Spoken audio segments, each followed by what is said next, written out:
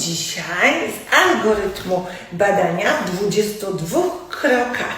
Jak zbadać niemowlę, aby sprawdzić wszystkie obszary, korzystając z aktualnej wiedzy medycznej. Zróbmy krok numer 13, czyli zawieszenie w pionie.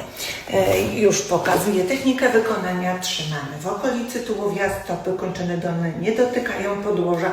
Oczekujemy, że maluch kopnie raz jedną, raz drugą kończyną. Jest to jedna z 4 reakcji najbardziej przebadanych pod kątem przesiewowym, jeżeli chodzi o badanie Haim, czyli ocenę Hammersmith.